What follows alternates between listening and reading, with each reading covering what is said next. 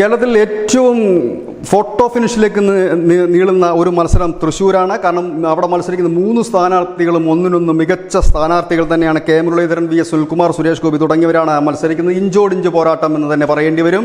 പ്രചരണ രംഗത്ത് ആദ്യം എത്തിയത് സുരേഷ് ഗോപിയാണ്. നരേന്ദ്രമോദി സുരേഷ് ഗോപിക്ക് വേണ്ടി എത്തുകയും പ്രചരണം നടത്തുകയും മറ്റും ചെയ്തിരുന്നു. അതിന് തൊട്ടു പിന്നാലെ മുരളീധരനെ കളത്തിലിറക്കിക്കൊണ്ട് കോൺഗ്രസ് ശക്തമായ ഒരു മുന്നേറ്റം നടത്തുകയുണ്ടായി. തൊട്ടു പിന്നാലെ മുരളീധരൻ്റെ സഹോദരി പത്മജയെ BJP-യിൽ എത്തിച്ചുകൊണ്ട് BJP-യും തിരിച്ചടിച്ചു. 2019-ൽ 2,93,000 വോട്ടുകളാണ് സുരേഷ് ഗോപി അന്ന് നേടിയത്.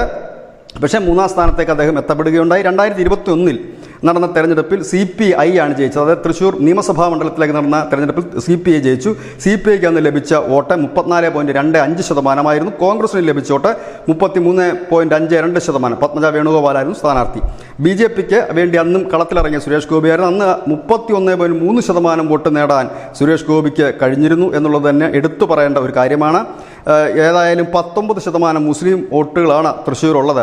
അത് UDF-ന് LDF-ന് കിട്ടുമോ എന്നുള്ള ആ ആശങ്ക രണ്ട് മുന്നണികൾക്കും പങ്കുവെക്കാണ്ട് അതിലേറെ ആശങ്ക അവർ പങ്കുവെക്കുന്നത് 24% വരുന്ന ക്രിസ്തീയ വോട്ടുകളാണ്. ഇതിലൊരു ചെറിയ ശതമാനം പോലും മാറി മറിഞ്ഞാൽ അവിടുത്തെ ഫലം മാറി മറിയുമെന്നുള്ള കാര്യം ഉറപ്പാണ്. അതുകൊണ്ട് ഇഞ്ചോടിഞ്ച് പോരാട്ടം, അടിയൊഴുക്കുകൾ വിധി നിർണ്ണയിക്കുന്ന ഒരു പോരാട്ടം, എന്തും എപ്പോഴും സംഭവിക്കാവുന്ന ഒരു പോരാട്ട വേദിയായി തൃശ്ശൂർ മാറുന്നു. News desk news India Malayalam.